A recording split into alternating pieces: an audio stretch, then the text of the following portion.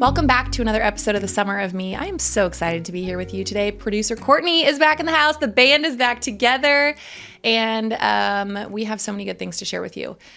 So today we are talking about abandoning ourselves. The episode today is called The Moment I Realized. And I think that one of the things I've talked about online lately is kind of the slow loss of your identity and your purpose and all these different things that we face through marriage and motherhood and just growing up, basically. We're just like such wild creatures as kids. And then slowly we learn through conditioning and experience and all these things to kind of cut out parts of ourselves, mute parts of ourselves, tone ourselves down. And I had posted a reel online a while back and it talked about losing yourself. And one of the things I talked about was erosion. And it was like poetic, as we do around here. And a lot of people resonated with the theory of like losing yourself drip by drip. And so I kind of want to talk about that today and share my story. I know some of you guys have heard my story on this podcast, but I really want to get into like some of the things that I experienced emotionally, because I think that my goal here is to breathe life into maybe what you're going through and to validate that, but also to get people to understand like you don't just blow up your life. Things don't just fall apart overnight. I think obviously that can happen. And there are moments where, you find out somebody's cheating on you, or you experience something that, is detrimental, or somebody passes away or whatever. But I think that a lot of times we just go through things, our daily routine, and we lose ourselves drip by drip, and we have to gain ourselves back the same exact way. There's a thousand different ways that you can lose yourself. For me personally, losing myself looked like not having hobbies, not having a ton of friends, because number one, I didn't have the time. I had 5 kids in 8 years, but also I didn't prioritize that part of my life. It really looked like losing myself in ways that were I was so blind to, but also were so hidden in other parts of my life. So a great example of this might be like, when I was married, my husband at the time, I guess, would say things like, "You're the ice queen." And while like we all laughed that off, Elsa was really big at the time. That is really not funny, because I started to identify as that person. I started to identify as heartless. And growing up, my sister was very emotional, and I was always like the strong, steady one. And I am, if you know me, like I cry almost every day. I am a deeply emotional person. My therapist at one point has said to me, like, your feelings have feelings. I have so many feelings, they seep out of my eyes at any given moment. And so I'm not the ice queen. However, I have typically been somebody who is very strong in my ways, and I know what I like and what I want in life. And because I, in certain situations, sort of tried to put my foot down initially, I became this this character, the ice queen. And I let that get to me to where I started to lose myself in that identity. I turned off my emotions because it didn't correlate with what other people were saying about me. And I didn't develop deep friendships because I felt like, well, I have to be this hard shell of a person because that's how people see me. And I don't know how to be the emotional version of that. I lost myself in kids. I love being a mom. I'm passionate about it, but there's no room, like if you're not intentional about who you are and your hobbies and the things that you're passionate about when you have kids, you're done. You're toast. You're dusted. Like there is no room for you. And I was just that person. Like I was young when I had kids. My whole identity was wrapped up in being a mother, and I didn't know how to be an individual. A few other ways is basically like saying fine when it's not, laughing off hurtful comments, parenting alone, being praised when you're barely surviving. Well, we're going to get into this, but this is a huge one. I think people feel like, man, I'm strong. I'm a soldier. I can survive. And it's like, that is not a badge of honor. Like you don't get a trophy for being a survivor. Well, maybe you do on the show Survivor, but is that show still on?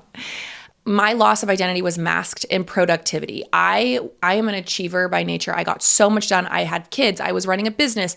I was cleaning the house. I was cooking every single meal. My husband at the time was traveling every single week for work. I didn't need to be anybody because I was doing everything for everybody else. And that is genuinely what spiraled in my life, was like I was simply there to serve everybody else and to make everybody else's world go round. And there was no spot for me. There was no, not only because other people didn't make it, but because I didn't make it. And in a perfect world, you have a partner who sees that. They see that hole in your life, or they see that like, oh, you're slipping away. Like you need to prioritize yourself. You need a girls' night. You need this. That was not happening in my world on my behalf or the people that I surrounded myself with, whether it was my family or my husband or whatever. There was simply no room for me to be who I was.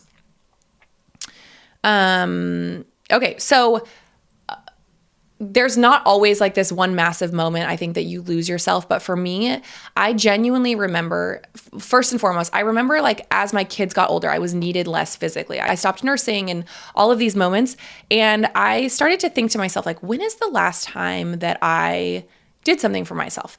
Even trying to like run to Target, go to Home Goods, things like that you would think like are basic necessities. I was not doing those things very often.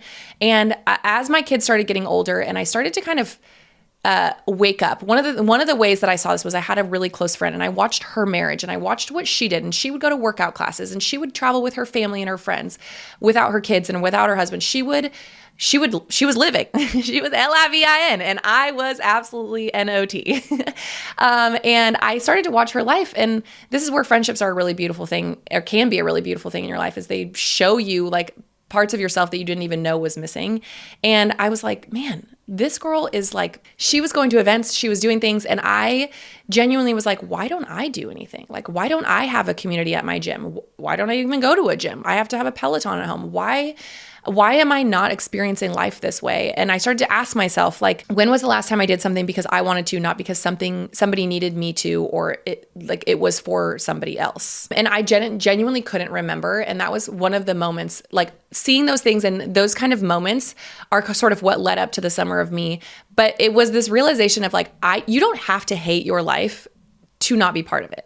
I didn't hate my life. I loved being a mom. I wasn't in this like massively unhappy marriage where I was crying myself to sleep every night, or I was having these big emotional fights. We never fought. Like, it was simply that like I didn't hate my life, but I also wasn't participating as a woman. Like, I was participating as a mom. I was participating as a wife. I was participating as a daughter, as an employee, like all of a business owner, all of these things. But I genuinely was like, I don't have, somebody would ask like, what do you like to do? I guess serve other people. I don't know. Like, I don't know what I like to do. And that really was the wake up call to where I was like, the summer of me has to start. And it was one of those serendipitous moments of like, I have to do something to figure out who I am, because genuinely I've never done something for myself in the last 10 years. When I started the summer of me, I sort of felt this invalidation of like, nothing's wrong. There's not this one big issue. And I think that like, you know, I obviously talk about losing myself drip by drip, but one of the things I can compare this to, I lost my dad when I was 20. I was pregnant at the time, and he passed away overnight. Like, I was actually on a baby moon in Arizona. We had taken a trip right before I was about to give birth. I think it was in March, and Baylor was born in June. And I remember being on this trip with my husband, and we were sitting poolside, and my phone rang, and it was my mom, and she was like sobbing. She's like, your dad. And I was like, what's going on? She's like, he's gone. He died. Like, he had a heart attack in the middle of the night. We found him on the couch in the morning. Like, my parents were divorced at the time, but my mom and dad had remained friends, and my mom went to check on him because she hadn't heard from him. And it was this immediate shock that washes over your body. Like, this can't be real. How is this possible? I had nothing leading up to it. I hadn't got to say goodbye. We actually like kind of were in a fight at the time. He had like really frustrated me with something in my life. And it was this moment where I was like, holy shit, like it's just like, bam, he's gone. And you know, I have friends who have lost parents with cancer battles, or spouses, or anybody. And I think that like sometimes I'm grateful that my dad passed that way, because it wasn't watching him decline. It wasn't watching this like intense, watching these intense months of grief. But then I think like, wow, I didn't get to say my words. I didn't get to have my peace. I didn't get to, give him a last hug or dance with him in the kitchen like we used to do. And I compare this to marriage and divorce in some ways, because I think that sometimes you wake up and you're like, holy shit, I caught my husband cheating on me, or, he overdosed and now or he hit me, like all of these things that happen, which I know some of those are actually like a slow process. But for me, I compare my marriage to like, it was just a very slow death. And I used to think like, I wish something would happen where it would justify me to leave. I wish there would be a quick hit. Like, I wish, not literally a hit, but like, I wish something quick would happen that I would be like, okay, now I can leave because you fucked up or whatever. And ultimately I had to own that like, this was not just about him. This was about me too. And I wasn't necessarily, miserable or struggling to this like great depths. I just knew deep down, like I had lost myself drip by drip. I had eroded over time so much that it was like there was no coming back from it. This comes in such simple ways. Every time that you want to do something and the answer is no, not right now, or every time that you ask for a need to be met and it's not met, or every time, I know for me, it was a lot of like the things that I didn't want to do that, the thing that comes to mind in particular is we would have to have dinner with my in-laws every single week. And I was like, this is unnecessary. It's a long drive. It made me anxious because there was some turmoil in that relationship. And I eventually just was like, whatever. Okay, it's fine. Whatever. Like, I'll go. And my body was like screaming at me. I was having like severe nausea. I was losing weight. Like I was sick all the time. I couldn't eat things. Like my body was like, you are in stress. Like you're not listening to the signs. But I just kept abandoning myself in those moments because it was easier than creating a fight. It was easier than creating chaos. I didn't know how to stand up for myself because at the end of the day, I actually felt invaluable or not confident that I would have my needs met or that this person would choose me. I sort of felt like I was, dying this slow death in this relationship. And ultimately, like I was the one who had to choose. It had to be me to face the reality that like I'm unhappy because everybody else in my life was really happy. Their needs were all being met. And I was the one whose needs weren't being met. And until I was allowing myself to feel those things and have those needs and face that reality, I was going to continue the same pattern over and over. So there is a turn that happens. I think you start to realize this, you come to terms with it, you accept it, you start to kind of process it. I remember starting to think like, man, I'm actually like, I'm not unhappy, but my needs are unmet. I'm not like miserable, but I'm also not thriving. I don't feel like I'm living to my potential. And so I started to kind of accept all of those things. And then at some point there became this turn of events. And that was really the summer of me. I was like, this is not my life anymore. I remember so vividly. I was sitting outside. I was eating a turkey sandwich. I've talked about this probably on the podcast before. It was like blistering hot. This was the summer in Washington where it was like, well, actually it was COVID summer. It was so damn hot. I feel like our walls were like melting. There was no air conditioning. And I remember sitting outside. We would be like outside at this redneck pool every single day in our front yard. And it was like an above ground pool. It was just straight redneck. Like the walls were like caved in. I built this thing by myself with my own two hands.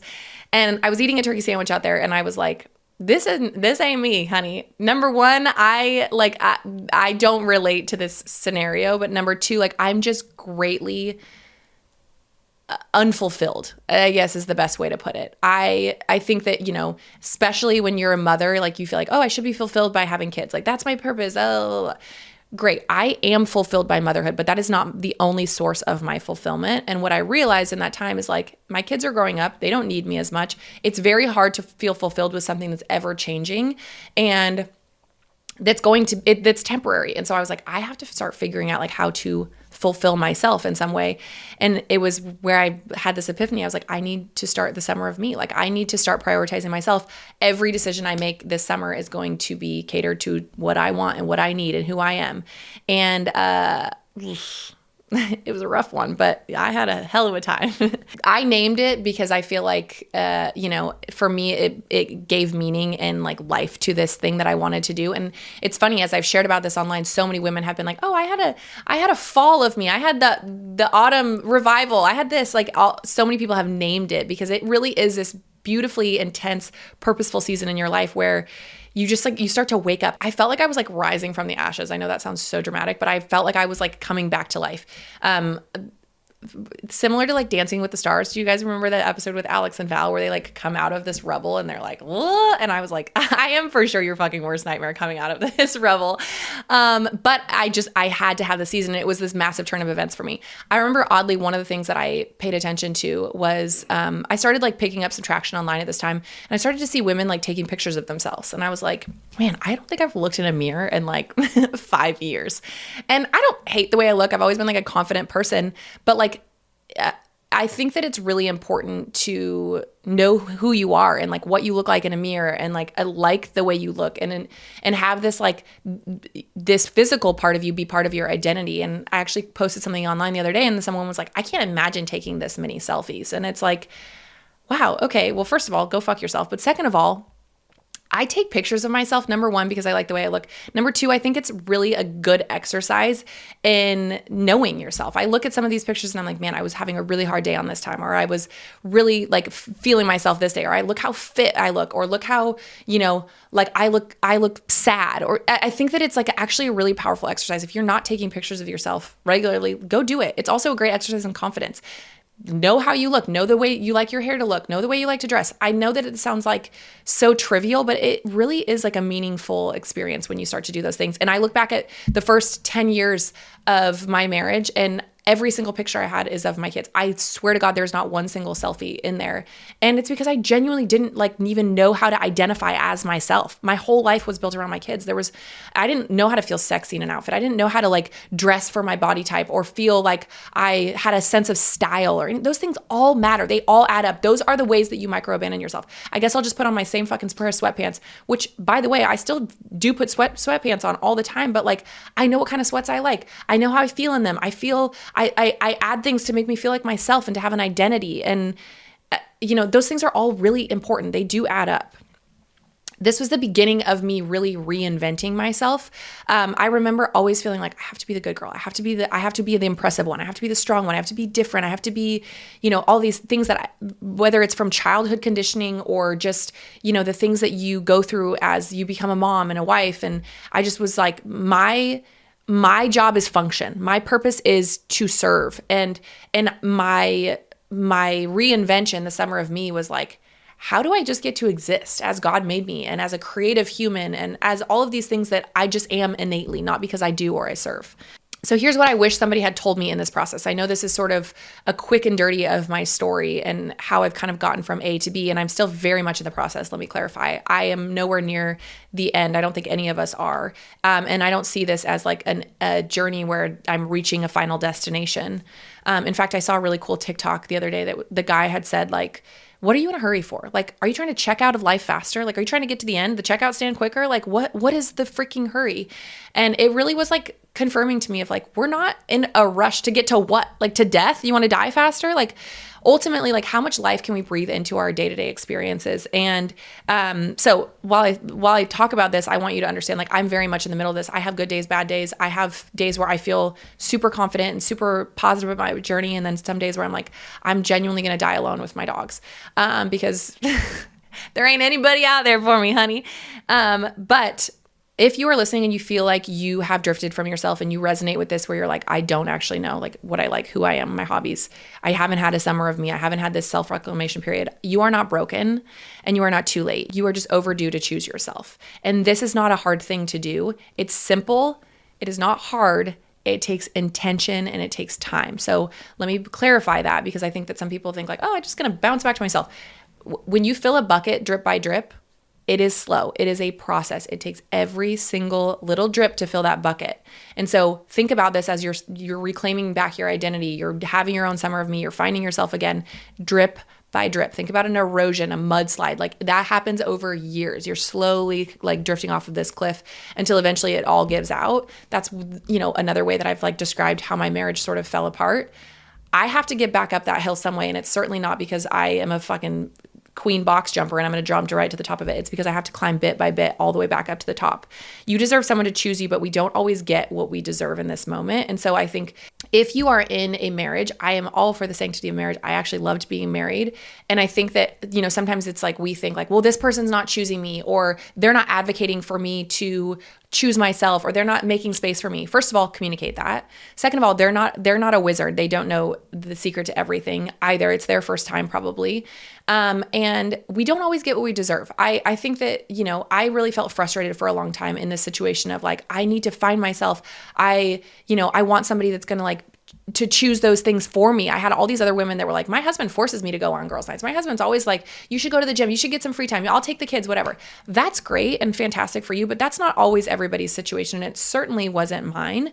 And while I, number one, didn't advocate for myself because I didn't know how, number two, I wasn't married to somebody that was advocating for me. And so this is where I've ended up. So you deserve that from somebody if you're not getting that. I encourage you to ask for it.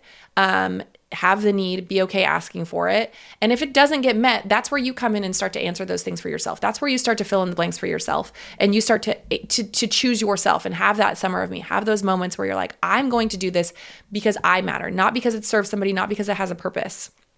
You are overdue probably for rest. You are overdue for desire. Desire is such an untapped emotion. We don't let ourselves desire things. You are overdue for purpose, for pleasure, hopefully not too much for pleasure. You are overdue for your own attention.